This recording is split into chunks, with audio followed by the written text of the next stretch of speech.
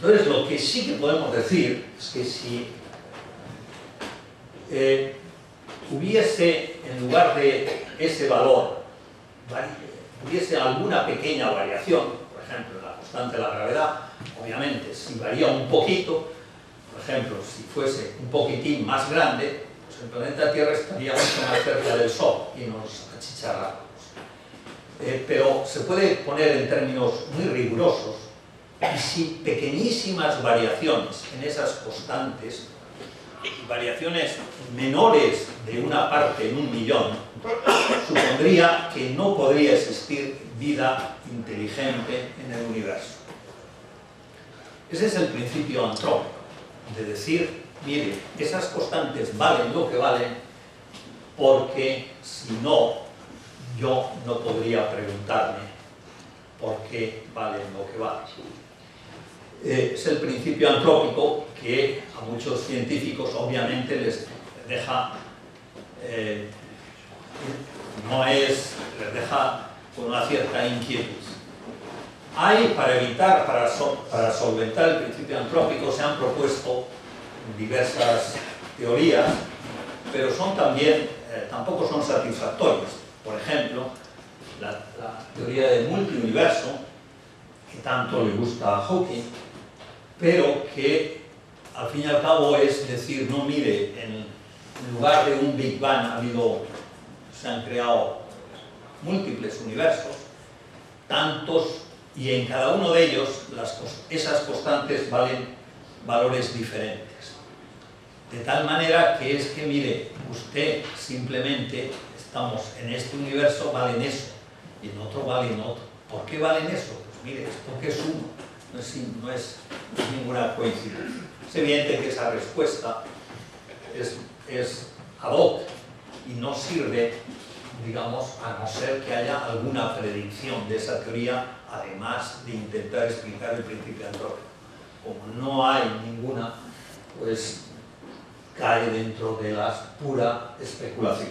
Hay otra cuestión que sí que es interesante porque se observó en el año 97, y es que aquí más o menos la expansión que he puesto con el tiempo es más o menos lineal, y aquí aparece, digamos, como si estuviese acelerándose.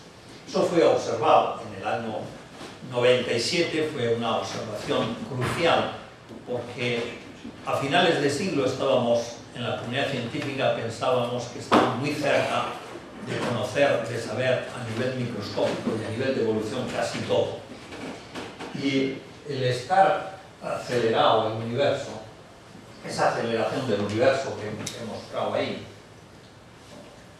significa que debe de existir lo que llamamos una energía oscura, es decir, una energía que no detectada mediante radiación, y que resulta que debe de ser nada más ni nada menos, que debe de estar homogéneamente distribuida en todo el universo y que representa alrededor del 70% del universo.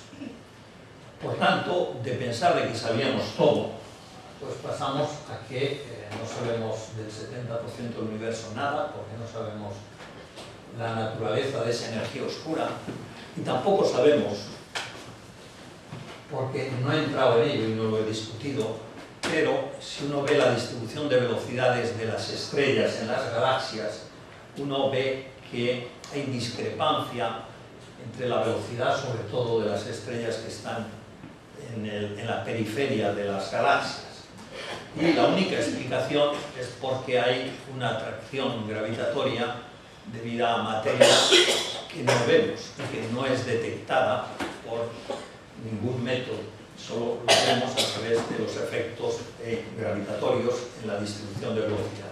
Eso se llama materia oscura y tiene que ser tan importante como alrededor del 25%. Por tanto, no sabemos de energía oscura el 70% del universo y de materia oscura el 25%. Por tanto, apenas sabemos un 4 o un 5%. Aquí he puesto, y después entraré en el tema, que pensamos que Higgs tiene que ver con la energía oscura. Bueno, vuelvo Ahora paso al siguiente paso, y es intentar rápidamente explicar el mini Big Bang que intentamos reproducir en el universo. Aquí en esta imagen es un núcleo que tiene cada una de estas, es un protón y un neutrón que ha chocado con otro núcleo, y entre medias se producen los constituyentes de la materia, que es lo que tenemos. Bueno, en general hay dos preguntas fundamentales en la física de partículas, que son de qué está hecho el mundo que nos rodea y cómo se mantiene unido, es decir, cómo se crean estructuras. ¿De qué está hecha la materia? Para ello, pues mire, podemos empezar como lo que haría un niño, que le gusta el chocolate y empieza a mirar qué es lo que hay, partiéndolo. Se hacen muchos trocitos, digamos, a los átomos. Muy bien, pero nos podemos preguntar qué es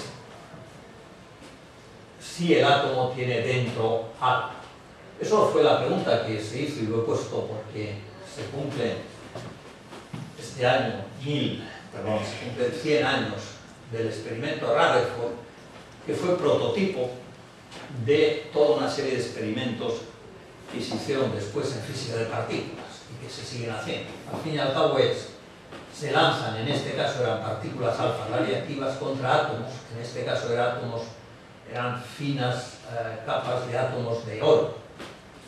Y se lanzaba esto y no se sabía entonces si había algo o no. Lo que pasó es que al lanzar las partículas alfa, pues algunas chocaban como si hubiese un garbancillo dentro, aquí. Era el núcleo atómico. Fue el experimento de Rutherford y esencialmente es el prototipo de un experimento en partículas. Un haz que se lanza contra un blanco y se lanza una energía que sea lo suficiente, de tal manera, digamos, cada partícula tiene asociada una onda, y esa onda es como esto que pinto, una longitud de onda, que lo estoy haciendo así con el este rojo, como si fuese una onda que va cabalgando por aquí, y si la longitud de onda es más pequeña que las dimensiones del átomo, puede ver lo que tiene dentro. Es como una especie de radiografía. Y se ve que efectivamente el átomo, aquí es un átomo de helio, el que tiene dentro el núcleo y por fuera tiene los dos electrones. Este es de neón, que es un poco más complicado, pero este es el átomo. Los átomos tienen un núcleo con carga positiva y los electrones con carga negativa. El núcleo también se puede dividir. Y aquí está, el núcleo tiene dentro protones y neutrones que les tiene apelotonados. Esos protones y los neutrones, uno se puede preguntar, ¿son divisibles? Pues no, los protones y los neutrones se pueden dividir y efectivamente dentro tienen, digamos, como yo he dicho, el núcleo tenía protones y neutrones y estos tienen dentro quarks y para pegar ahí dentro tiene una cosa que se llaman los gluones. Las dimensiones del neutrón es del orden de un Fermi, que es 10 a la menos 15 metros. Y el protón, pues la única diferencia es que hay dos quarks de tipo D y uno de U, y aquí tiene dos de tipo U y uno de D. ¿Y los quarks se pueden dividir? La respuesta es no, por lo menos experimentalmente hasta ahora no se ha visto que los quarks tengan algo dentro. También habíamos hablado antes de los electrones, y los electrones se pueden dividir. Aquí sí que hay evidencia experimental de que no, que los electrones no tienen nada, no tienen estructura. Por tanto, es seguro que los electrones son constituyentes últimos de la materia y los quarks probables. Resumiendo todo esto, lo que tenemos es los átomos que dentro están formados por núcleos y electrones, los núcleos están formados por protones y neutrones, los protones y neutrones están formados por quarks. Aquí no he hablado, cuando yo hablaba de los electrones y de los núcleos, entre medias están intercambiando fotones, es decir, interacción electromagnética. Los electrones que tienen carga negativa están ligados al núcleo que tiene carga positiva. Aquí los protones y neutrones están apelotonados porque es otra fuerza la que les mantiene unidos, que es la fuerza fuerte, igual que la que mantiene unido a los quarks aquí, que es mediante el intercambio. Aquí eran fotones, aquí son una cosa que se llama, como el pegamento se llama glue, pues se llaman gluones. Okay. El fotón ya he hablado de ella, es la partícula asociada a la interacción electromagnética, y la interacción electromagnética ya sabéis que da lugar, depende de la longitud de onda, a toda una gama de radiación que he puesto aquí. Por supuesto, además de la materia, es decir, de átomos, núcleos, protones, neutrones, quarks, existe la antimateria. La antimateria es una clase de materia, no es nada extraño, y que tiene una propiedad, y es que interacciona con la materia dando lugar a radiación. La materia interacciona siempre con la antimateria y da lugar a radiación.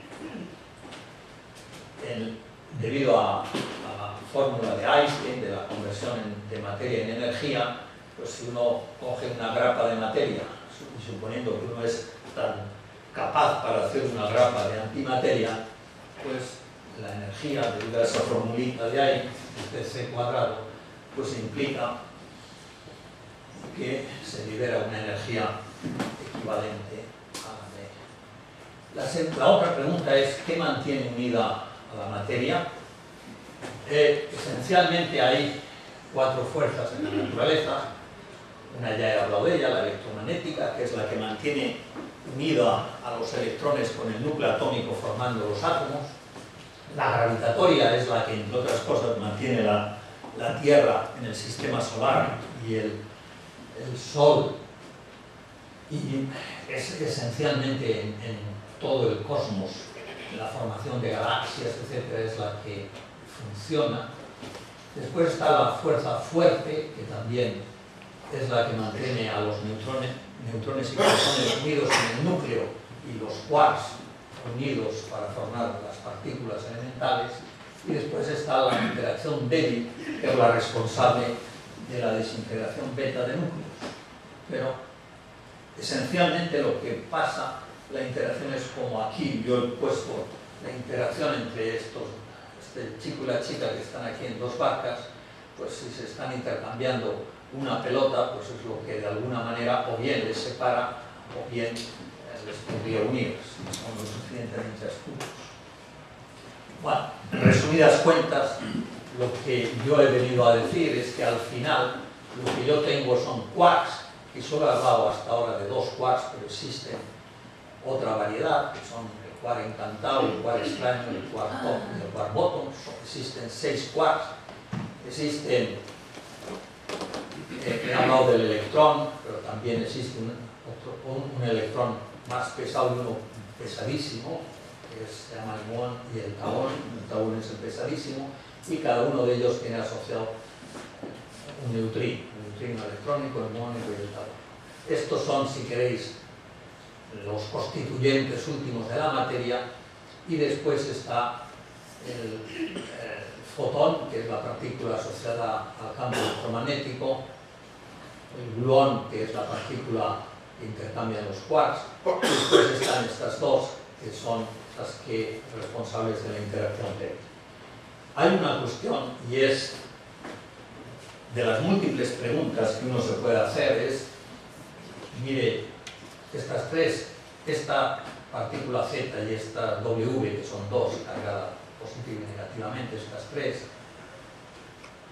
en principio hay muchas razones para decir que deberían de tener masa cero, y sin embargo tienen masa que es muy bienvenida, muy grande. La pregunta es ¿por qué? Y también ¿por qué tienen masa estos quarks ¿Y por qué tienen masa esos el electrón, el muón y el tauón? Los neutrinos tienen, pero muy pequeño. Bueno, no es una pregunta porque mire, porque es muy fundamental, porque son los constituyentes últimos. Por tanto, preguntarse de dónde viene la masa de esas partículas, en el fondo, y en el fondo, preguntarse si esta y esta son diferentes, y tienen diferente masa, estamos hablando de preguntarnos por la diferenciación de la materia en lo más íntimo. Si fuesen iguales, la materia sería igual, en gran medida. Solo podría haber, pues mire, más materia o menos, pero sería. Por tanto, me estoy preguntando cómo es la diferenciación de la materia, en el origen. ¿Cómo es? Bueno, para esto es necesaria, y por argumentos teóricos, una partícula adicional, que es Higgs. El Higgs, esencialmente la idea es la siguiente, lo voy a explicar en 2 minutos. Igual que si uno tiene un imán, el espacio alrededor de él, pues tiene unas propiedades nuevas, y eso se puede ver, pues simplemente colocamos otro imán o un conductor eléctrico y rápidamente vemos que efectivamente ahí existen unas propiedades nuevas. En lenguaje de física decimos que existe un campo electromagnético en ese espacio y da propiedades nuevas. Pues bien, nosotros pensamos que en el espacio, bueno, también ese campo electromagnético se puede poner de manifiesto, pues, por ejemplo, es lo que pasa en una antena. Si excitamos una antena, aparecen ondas, y cada onda viene asociada los fotones. Son las partículas asociadas a las ondas electromagnéticas y que detectamos las ondas y detectamos los fotones. Por tanto, eso lo conocemos muy bien. Bueno, pues pensamos que el Higgs existe en todo el espacio. Existe un campo que llamémosle H. Bien, entonces, ¿qué es lo que pasa con los quarks, por ejemplo? Pues si se mueven por el espacio, dado que ese espacio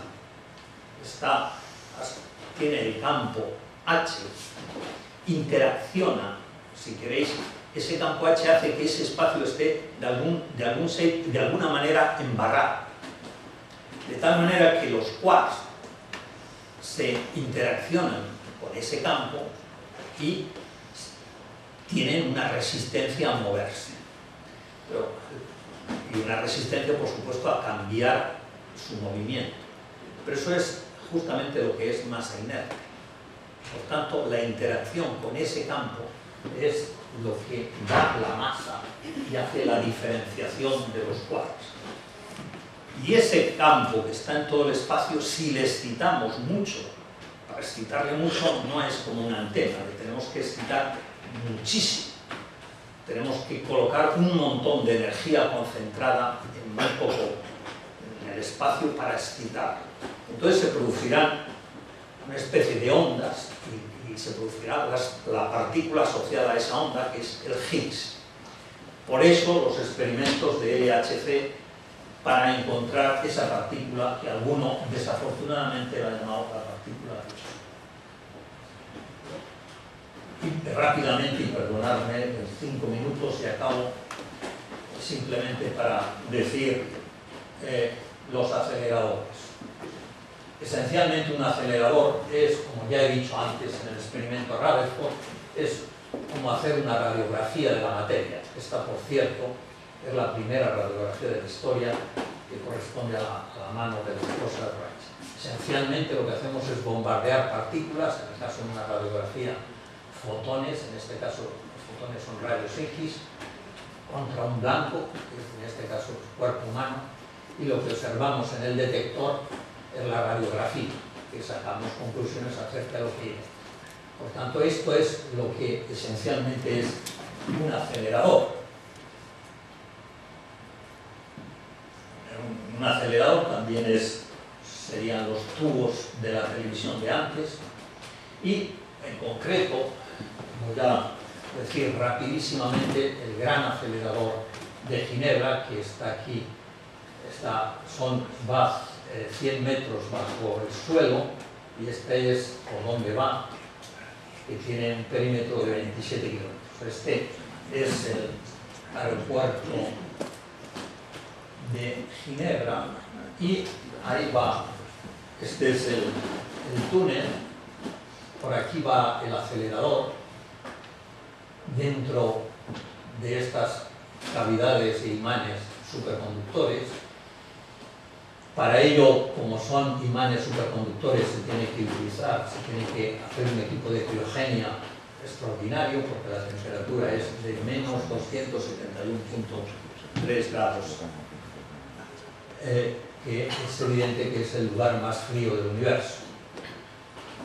Se lanzan protones contra protones, también se lanzan iones de plomo contra iones de plomo, y se van prácticamente a la velocidad de la luz y dan por segundo más de 10.000 vueltas.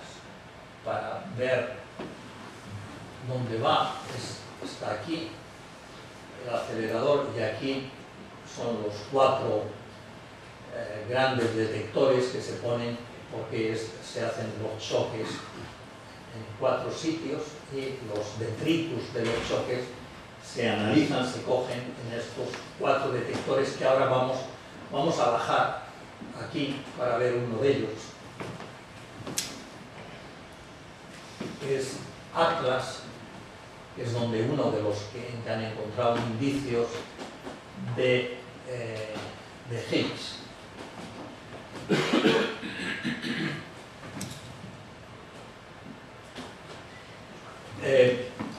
Si uno ve las entrañas de Atlas, para ver también la magnitud, aquí está un señor con el casco puesto, y uno puede observar, este es el detector Atlas, las dimensiones que tiene. Aquí uno puede más o menos empezar a contar los pisos que tiene, porque tendría 1, 2, 3, 4, tiene del orden de 8 pisos. Por tanto, esto es equivalente al volumen de un edificio de 8 pisos, 100 metros bajo tierra, y aquí están las entrañas del detector, porque en realidad son muchos detectores. El A va ahí, digamos, va en esa dirección, y se hace chocar contra la otra, y alrededor del A se van poniendo diversos detectores e imanes, porque cada uno está especializado en coger un tipo de partículas, y se producen muchísimas partículas. Este es el detector ALICE. Esencialmente se producen 1000 millones de colisiones protón-protón por segundo. En cada colisión se producen alrededor de 1000 partículas cuyas trayectorias, cuya información no la podemos perder, sino que se graban en disco, aunque en tiempo real seleccionamos esta información. Así, por ejemplo, en Atlas se recogen datos para rellenar esto, y en fin, esto es algo que les gusta mucho a los americanos, de que si ponemos todos los compact discs de Atlas uno encima de otro, harían una torre que tendría 10 kilómetros de altura. Todo esto es para saber también la información que tenemos que procesar, y por ello es necesario hacer una tecnología nueva de información, que es GRID, y que se está utilizando en muchos otros campos ya, pero que ha sido desarrollada en el CERN, igual que se desarrolló también la World Wide Web, la W, debido a estos dos señores que estaban trabajando en el CERN. Por cierto, si el hecho de que la web se hiciese en el CERN significó de que es gratis, y si simplemente se hubiese cobrado digamos una 10 millonésima de 10 millonésima de 10 millonésima de euro cada vez que se utiliza la web, entonces el CERN se habría hecho rico. Bueno, en general este es el overview que he querido hacer del origen del universo y de lo que se trae entre manos de la reproducción del mini Big Bang, y yo quería acabar haciendo simplemente estas reflexiones finales. Es evidente que estamos hablando de investigación básica de primer orden que lleva consigo insospechadas aplicaciones. A la pregunta de lo que está haciendo, ¿para qué sirve?, la respuesta es clásica, porque esa pregunta la hizo en el siglo XIX un ministro británico, Gladstone, que era un gran economista. Se la hizo a Faraday, que estaba justamente investigando, descubriendo lo que fue la inducción magnética, y que dio lugar, entre otras cosas, a los motores eléctricos y al origen de la tecnología de información. Es evidente que la respuesta es, mire, no lo sé para qué sirve, pero lo que sí sé es que en el campo de la física de partículas se han dado todas estas cosas, provienen del campo de la física de partículas, la web, el grid, la tomografía por emisión de positrones, RMN, escáner, tecnología de ultravacío, la criogenia de tan bajas temperaturas, ensamblajes mecánicos de gran precisión, soldadura por láser, electrónica rápida, cavidades superconductoras, terapia hadrónica, que pensamos que es una gran esperanza para determinados tumores. Y la segunda reflexión es que es muy importante que la empresa que ha habido y que está habiendo entre científicos, técnicos, ingenieros que han participado en el gran acelerador del CERN, están hoy en día muy ilusionados y tienen plena conciencia de estar dentro de una gran aventura del pensamiento. Y tampoco es importancia menor que en esta aventura colectiva Galicia y sus universidades, en particular la Universidad de Santiago, esté participando muy activamente. Muchas gracias.